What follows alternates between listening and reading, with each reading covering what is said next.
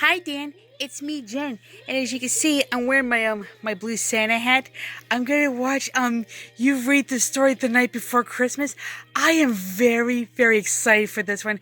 I can't wait for you to read this to do this when we hear it. See and see here it is. Here, watch. A Visit from St. Nicholas by Clement Moore. 'Twas the night before Christmas, when all through the house not a creature was stirring, not even a mouse. The stockings were hung by the chimney with care, in hopes that St. Nicholas soon would be there.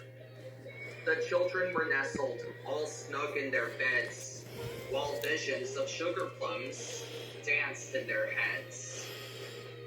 And Mamma in her kerchief, and I in my cap, had just settled our brains for a long winter's nap.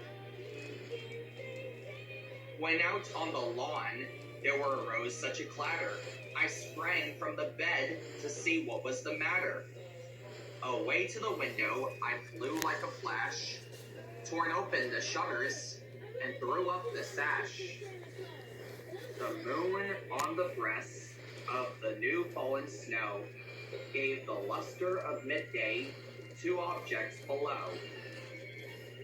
When what to my wondering sight should appear but a miniature sleigh and 8 tiny reindeer, with a little old driver so lively and quick, I knew in a moment it must be St. Nick. More rapid than eagles, his coursers, they came, and he whistled and shouted, and called them by name. No Dasher, no Dancer, no Prancer and Vixen, on Comet, on Cupid, on Donna and Blitzen, to the top of the porch, to the top of the wall. No dash away, all! As dry leaves that before the wild hurricane fly, when they meet with an obstacle mount to the sky. So, up to the housetop, the coursers they flew, with the sleigh full of toys and St. Nicholas too. And then, in a twinkling, I heard on the roof the prancing and pawing of each little hoof. As I drew in my head and was turning around, down the chimney St. Nicholas came with a bound. He was dressed in all fur from his head to his foot, and his clothes were all tarnished with ashes and soot. A bundle of toys he had flung on his back, and he looked like a puddler just opening his pack.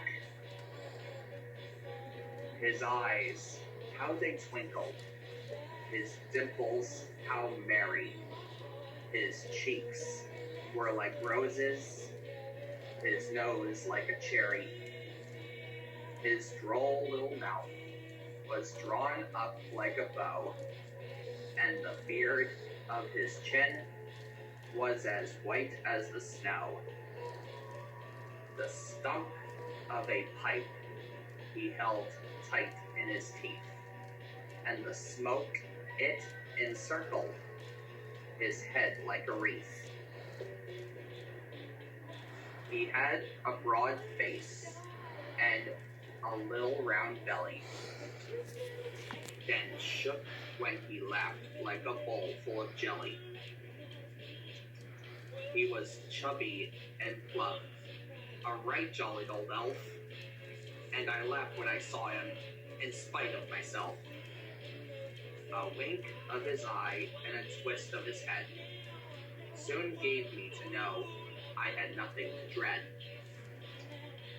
He spoke not a word, but went straight to his work, and he filled all the stockings, then turned with a jerk, and laying his finger aside of his nose, and giving a little nod, up the chimney he rose.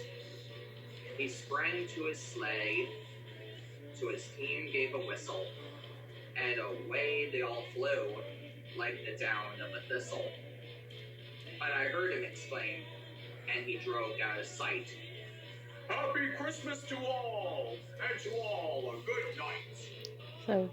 So yeah, that was me listening to you read the story the night before Christmas.